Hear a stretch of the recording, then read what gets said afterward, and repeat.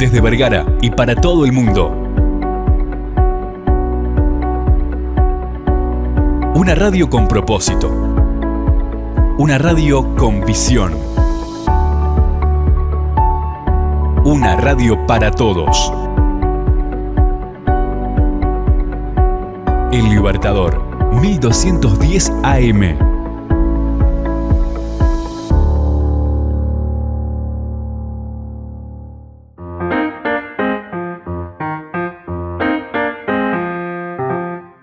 Libros, autores, lugares e historias. Los descubrirás en Para viajar lejos, con la docente y escritora María García Marichal.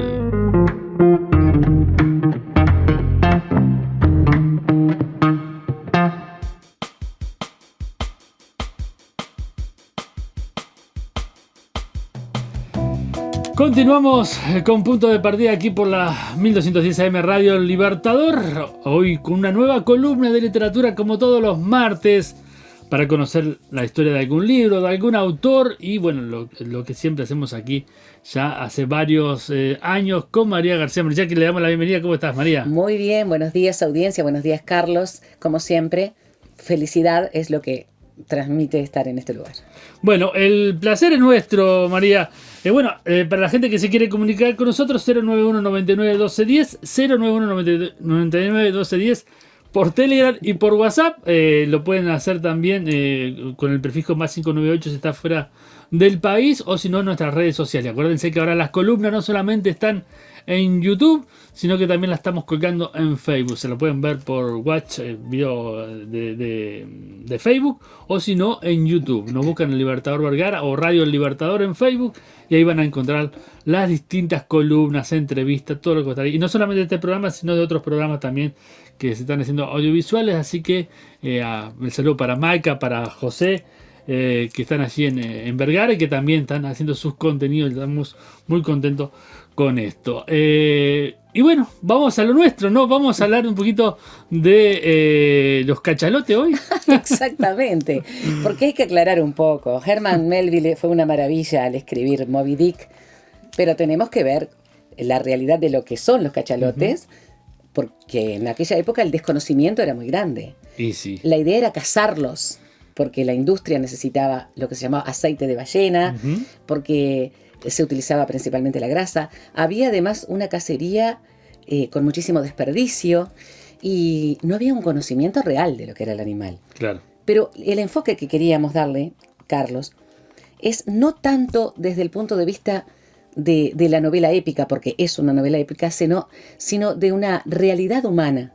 Porque Herman Melville, en esta novela que no tuvo ningún éxito cuando él la publicó, y que se transformó en un clásico literario, sí, sin lugar a dudas, ya avanzado el siglo XX, es en realidad una historia de la lucha humana y la historia de una obsesión. Sí, eso está claro. Es la historia de una obsesión. Por esa razón es tan importante conocer más acerca de la vida de estos animales hoy en día protegidos, afortunadamente, porque se los cazó de manera indiscriminada durante mucho tiempo, ahí está, y muchas veces se los caza furtivamente, y hablar de lo que fue realmente la novela de este gigante que fue Herman Melville. ¿Te parece? Perfecto, entonces vamos a ver, ¿por dónde vamos a ir? Entonces? Vamos a empezar hablando de que esta novela fue publicada en 1851.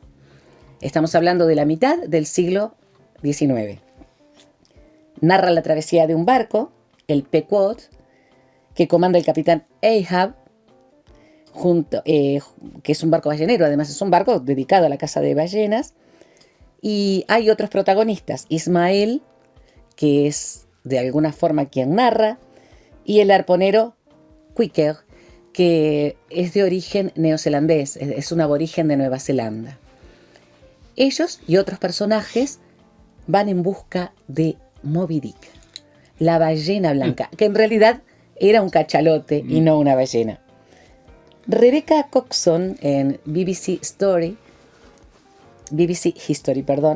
se pregunta, ¿fue la venganza de una ballena o una tragedia accidental?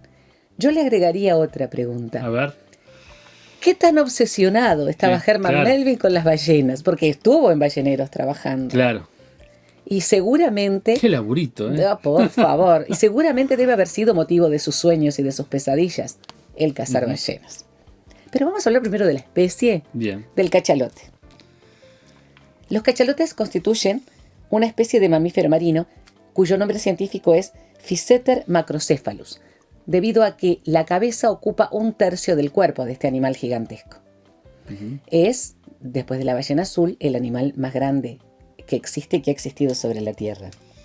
Es de la infraorden Cetacea, o sea, es un mamífero marino. Por lo tanto, como mamífero marino que es, respira oxígeno atmosférico fuera del agua, lo que tiene es una enorme capacidad de, digamos, de contención del oxígeno. Y del parvorden Odontoceti, porque tiene dientes. No es como el resto de las ballenas, que no tienen dientes, sino que tienen una especie de filtro en la boca. Por esa razón se alimentan de krill y de animales pequeñitos. En este caso, el cachalote es dentado. Ah, mira, la diferencia. Exacto, por eso es de la infraorden Cetacea, porque es un mamífero marino, y del parvorden Odontoceti. Es el animal con dientes más grande que existe. Puede medir 20,5 metros, 20 metros y medio de largo, y pesar 50.000 kilos, 50 toneladas. Como decíamos, la cabeza es 1/3 de la longitud del cuerpo y tiene el cerebro más grande conocido, más grande de todas las especies, incluyéndonos. Su cerebro es más grande que el nuestro. El nuestro, por supuesto, tiene otra conformación. Sí, totalmente. Las circunvalaciones cerebrales humanas son distintas. Es un animal plácido. No es un animal que vaya a perseguir un ballenero ni vaya a estar a los coletazos tratando de tirar barcos. Solamente, digamos, cuando caza se puede observar la potencia y la capacidad, digamos, estratégica que tiene el cachalote. Come peces y calamares de pequeño tamaño. Puede cazar a veces otros mamíferos marinos como delfines u orcas.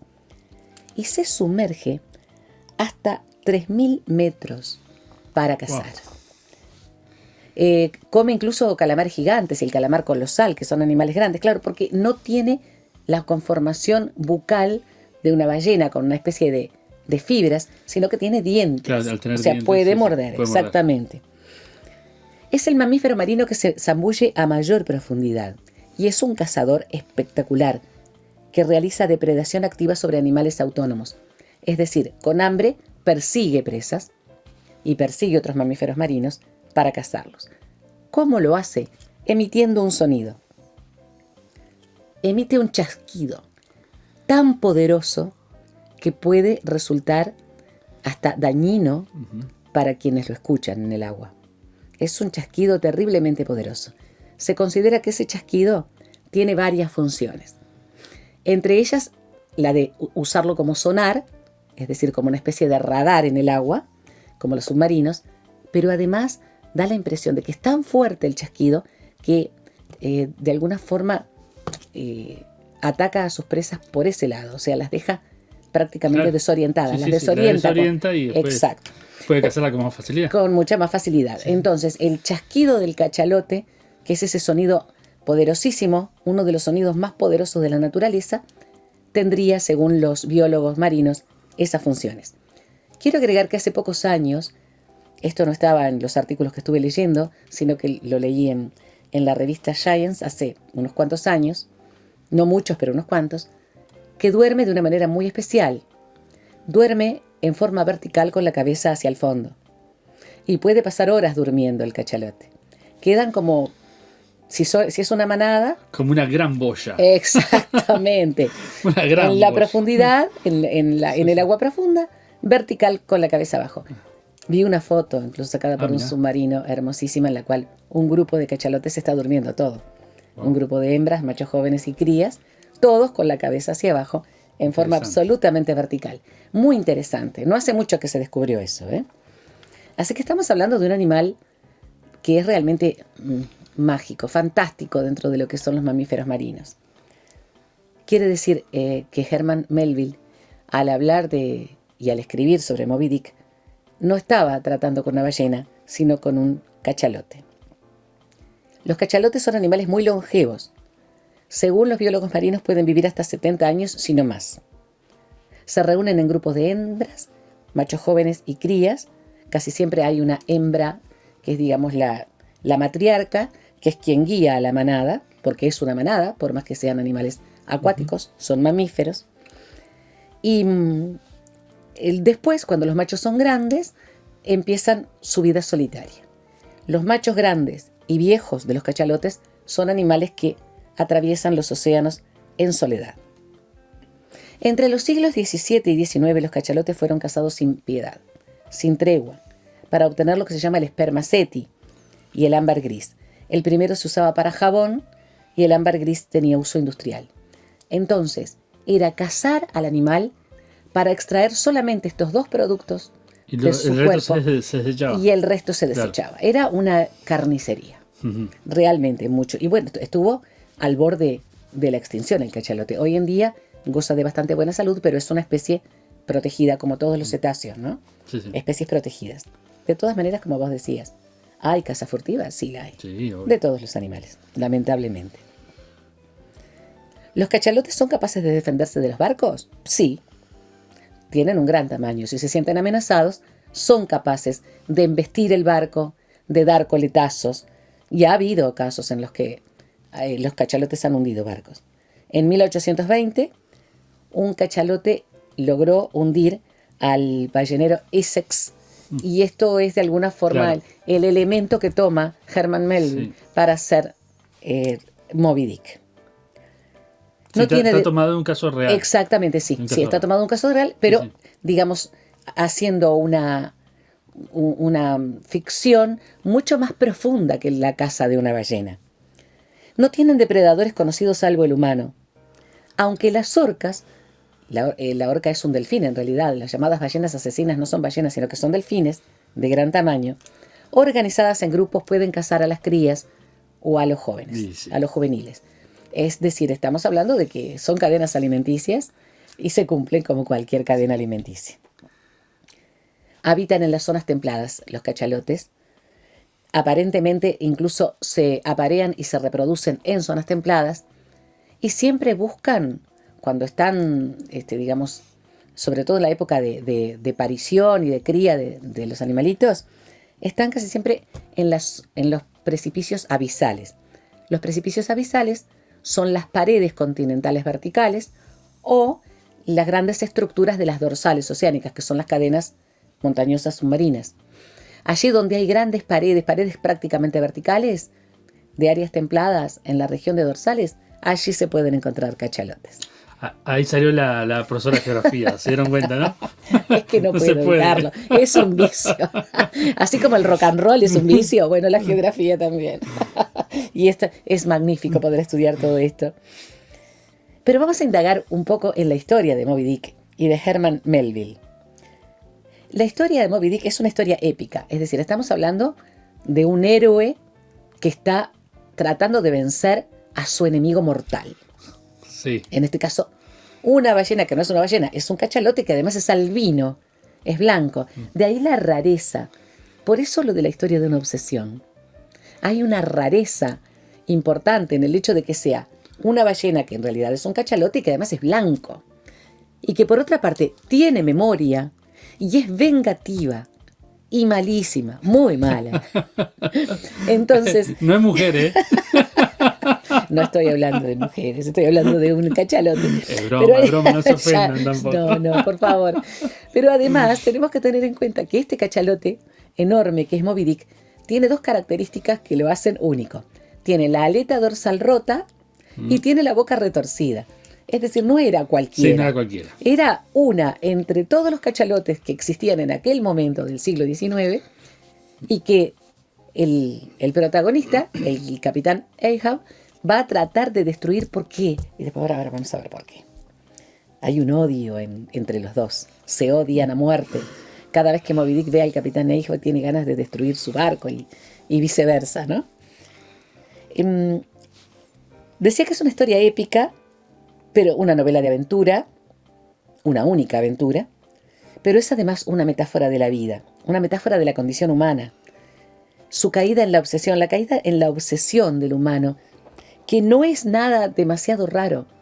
La obsesión es propia del humano si la cultiva, si la alimenta. Y en este caso hay una obsesión con destruir a Moby Dick. La idea de atrapar y aniquilar el objeto de su odio, el objeto de su venganza, se vuelve el único objetivo del protagonista, del capitán Ahab. Es el único objetivo de su vida, tratar de destruir a Moby Dick. Entonces, por supuesto, una idea fija, una obsesión, Sí. una condición muy humana, la de no pensar en otra cosa que en el objetivo. En esta novela, el cachalote, el que llama ballena, Herman Melville, es blanco, posiblemente albino. El albinismo es una rareza biológica, una rareza de los genes.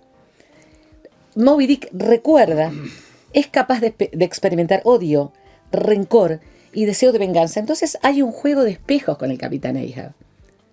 Porque lo que siente Moby Dick, según el escritor, también lo siente el capitán Ahab. De ahí el hecho de que lo único que busque y lo único que quiera, no importa lo que pierda en el camino, es la destrucción. Onda, son como almas gemelas, podríamos decir. Muy bien, exacto, sí.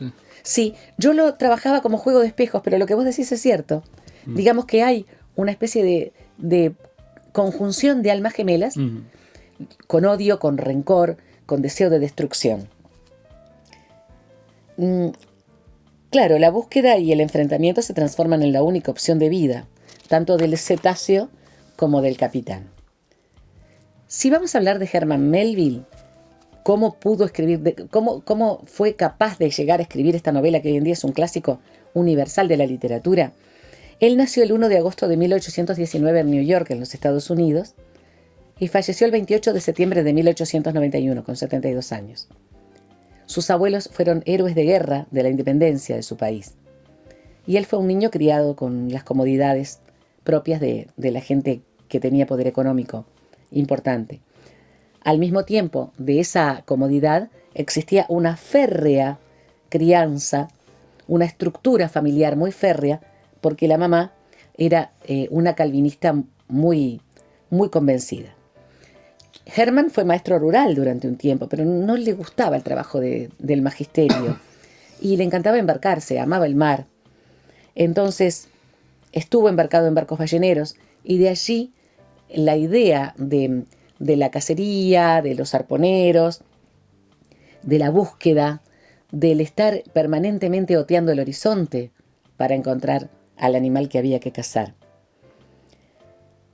Trabajó primero en el barco ballenero Akashnet, en el que viajó a los mares del sur, al Océano Pacífico, estuvo en las Islas Marquesas durante un tiempo. Allí convivió con los Taipi, una tribu de caníbales. Hoy en día ya no son caníbales los Taipi, pero en aquel momento sí, en las Islas Marquesas. Lo tuvieron como esclavo, no se lo comieron, lo tuvieron como esclavo y después los vendieron ellos mismos a otro barco ballenero, el Lucian. Estuvo varias aventuras en el Lucian, fue incluso acusado de amotinamiento, lo bajaron en algunas islas. Estuvo más tarde en el Charles and Henry, que también era un ballenero, y durante esa época comenzó a escribir prácticamente como forma de crónica. Escribió Taipi, Omu, que significa vagabundo en la lengua justamente de los Taipi. Después Mardi, que de alguna forma pinta su viaje por las islas de los mares del sur, principalmente las Marquesas, pero en un archipiélago imaginario. Mardi es un archipiélago imaginario. Melville era antes que nada cronista, pero su ficción deja de ser una historia en sí misma para orientarse en la condición del humano. Era un hombre muy observador de las tragedias del humano. Sí. Entonces, de ahí el hecho de que las ficciones de Herman Melville son, además de todo, un estudio del humano como en permanente búsqueda. Por eso lo de vagabundo, ¿no? Cuando escribe Omu, que se escribe O-M-O-O, él está hablando de sí mismo, de un hombre que está buscándose a sí mismo, que está buscando su propia identidad. Después escribió varias novelas, escribió cuentos también. La novela Billy Budd, inconclusa y publicada póstumamente, es considerada por muchos críticos como una de las más importantes obras de la literatura estadounidense. Quiero confesar que yo no la he leído y la estoy buscando. Billy Budd. Los primeros bocetos de Moby Dick fueron escritos en 1850. No hay ningún borrador que haya sobrevivido ni ningún manuscrito.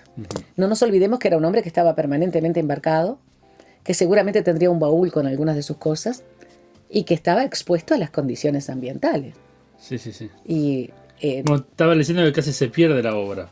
sí, es que el justo, daño que claro, había. claro, debido a que no había prácticamente manuscritos ni Sí, sí. había documentos borradores. Mm. Fue también un poco azaroso el hecho de que haya sobrevivido gran parte de la obra de Herman Melville y seguramente mucha se ha perdido.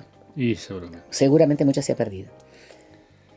Él la dedicó Moby Dick al escritor del que vamos a hablar en otro momento, Nathaniel Hawthorne, que es un escritor sumamente brillante, con quien él cultivó una amistad basada en la admiración. Como te decía, la novela no fue bien recibida en el momento de la publicación. Se transformó en obra maestra ya bien avanzado el siglo XX. ¿Por qué? Porque es una historia que va más allá de lo que es la aventura. Es una historia personal, una historia de personas, una historia de intelectos, de lucha interna, una lucha férrea contra algo que es obsesivo para las personas. Entonces no gustó, no era el momento. Pero después, avanzado el siglo XX, estamos en la época del psicoanálisis.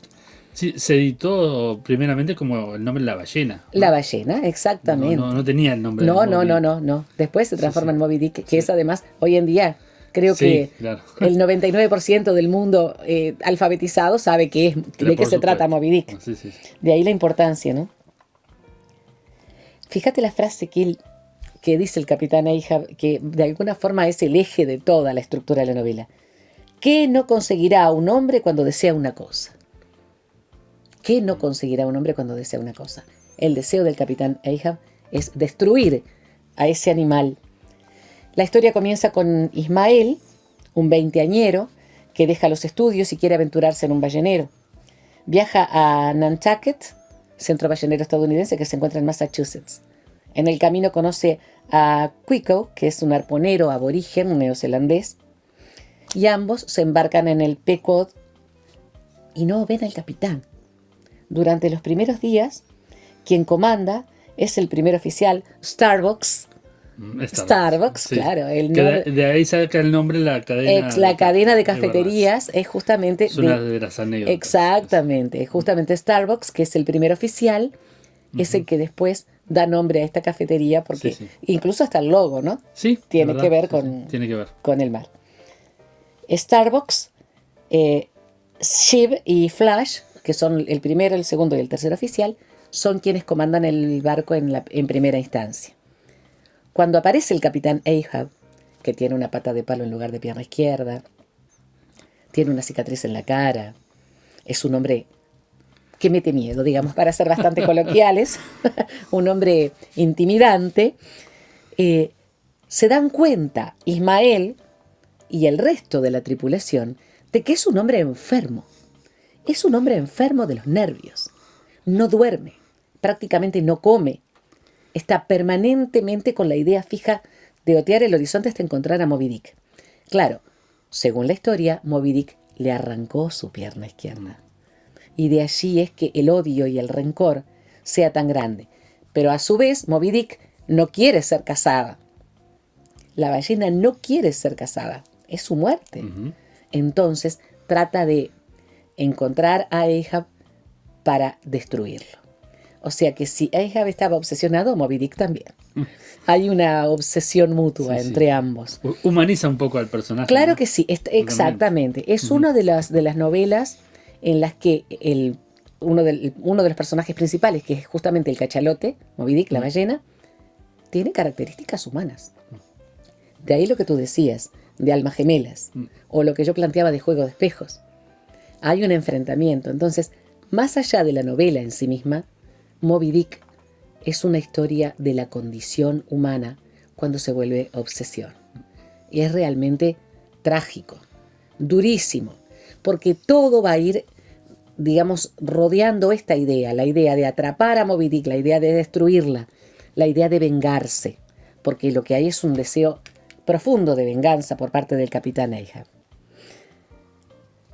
La tripulación se contagia, lógicamente. Cuando vos tenés un capitán, que es además un capitán sumamente capaz, que es un hombre con una historia detrás de él, contagia ese odio, ese rencor, esa búsqueda para destruir a todos quienes la rodean.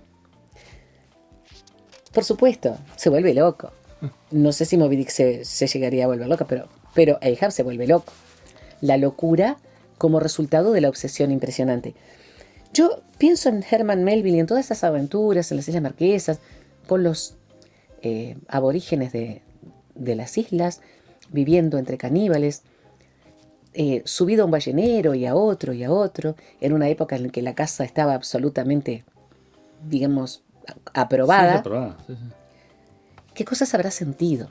Él probablemente se haya obsesionado también. Y sí. Yo considero que sí. Seguramente que sí. Seguramente sí, porque si no es casi imposible entender que haya escrito con tanta sabiduría de escritor esta novela. Recomendable, Moby Dick. Voy a leer un pedacito del Por supuesto, del capítulo hay 1. que leer un pedacito. Sí, por favor, supuesto. por favor. Mi nombre es Ismael. Está escrito en primera persona. Hace unos años, encontrándome sin apenas dinero, se me ocurrió embarcarme y ver mundo. Pero no como pasajero, sino como tripulante, como simple marinero de proa. Esto al principio resulta un poco desagradable, ya que hay que andar saltando de un lado a otro, y lo marean a uno las órdenes y tareas desagradables, pero con el tiempo se acostumbra uno. Y por supuesto, porque se empeñan en pagarme mi trabajo, mientras que un pasajero se ha de pagar el suyo. Aún hay más. Me gusta el aire puro y el ejercicio saludable. Digamos que el marinero de proa recibe más cantidad de aire puro que los oficiales, que van a popa y reciben el aire ya de segunda mano. Sí. Por último, diré que había decidido embarcarme en un ballenero, ya que las ballenas me atraían irresistiblemente. Cierto que resulta una caza peligrosa, pero tiene sus compensaciones. Los mares en los que esos cetáceos se mueven, la maravillosa espera, el grito foral cuando se encuentra una. El caso es que metí un par de camisas en mi viejo bolso y salí dispuesto a llegar al Cabo de Hornos o al Pacífico. Abandoné la antigua ciudad de Manhattan y llegué a New Bedford. Era un sábado de diciembre y quedé muy defraudado cuando me enteré de que había zarpado ya el barquito para Nantucket y que no había manera de llegar a esta antes del lunes siguiente.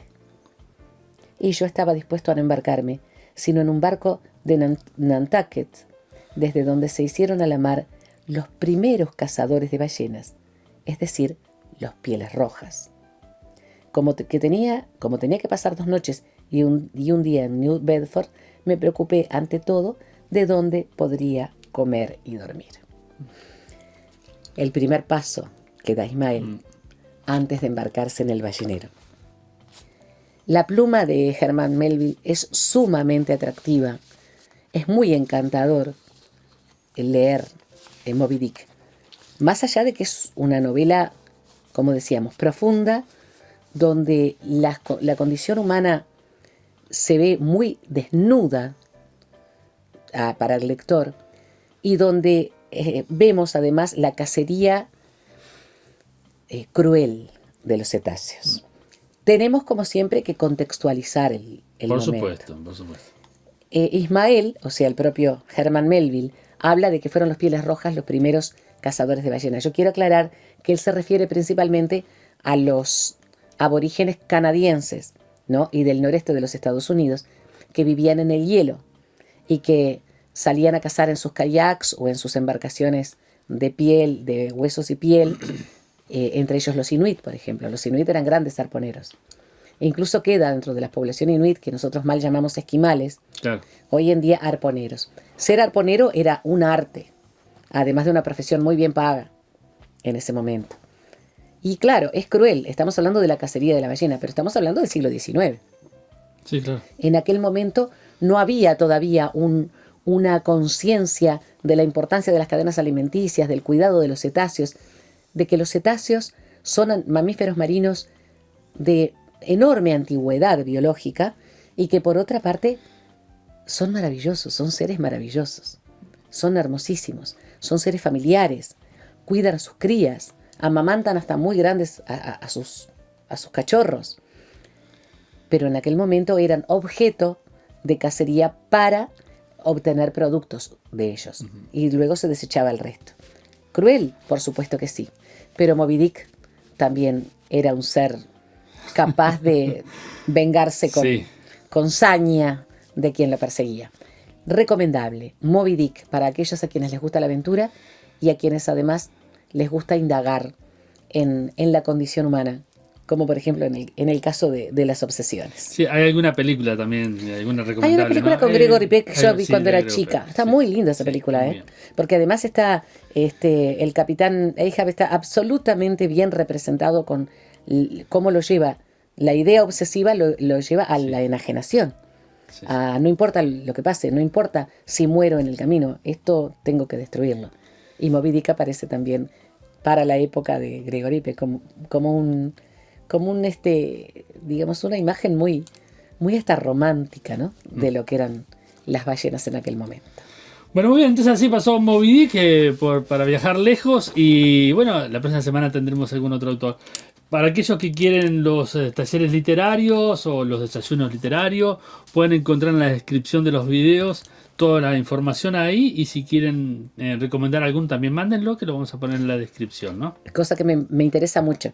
Y vuelvo a la misma sugerencia para nuestros oyentes y para quienes nos ven. Formen grupos de lectura, formen grupos de escritura, que eso no solamente es estupendo desde el punto de vista hasta terapéutico, sino que es además una forma de conocimiento de todo lo que hay para leer. Sí. Cuando yo quise trabajar contigo Moby Dick pensar que yo leí Moby Dick cuando era una jovencita, tengo que releerlo, porque era muy joven, lo leía como más que nada como libro de aventuras, ¿no? Y es realmente una novela para hincarle el diente e indagar, digamos, lo que fue capaz de escribir Herman Melville, un gran escritor. Más adelante vamos a hablar de algún libro de él, más adelante, cerca de fin de año. De algunos el otro día justamente está hablando con alguien a eso, dice que no es lo mismo, y me decía, no es lo mismo leer el Quijote a los 15 años que a los 40. Exactamente. Hay etapas en las que es importante releer aquellas cosas que para nosotros fueron importantes en nuestra adolescencia y juventud, porque las vemos de otra forma. Sí, totalmente. Se ve, incluso hasta ver la película de otra forma. Y lo ves además con la conciencia ecológica y la conciencia geográfica y de biodiversidad que tenemos en el siglo XXI, sin dejar de contextualizar, por supuesto, como corresponde el autor y su obra, ¿no? Sí. No hay, como hablamos la otra vez de Casablanca, claro, que ahora se quiere censurar, pero en el contexto era lo que se estaba pasando. Claro, no podemos dejar de contextualizar, porque es justamente lo que a nosotros nos permite entender a un autor. Si no, estamos amputándolo. Amputamos la obra de autores y nos estamos perdiendo de cosas realmente interesantísimas para aprender de otro momento y de otro espacio, ¿no? De otro espacio histórico y geográfico. Sí, totalmente. Bueno, nos reencontramos la próxima, María. Por supuesto que sí. Un gusto estar contigo. Un saludo cálido a la audiencia.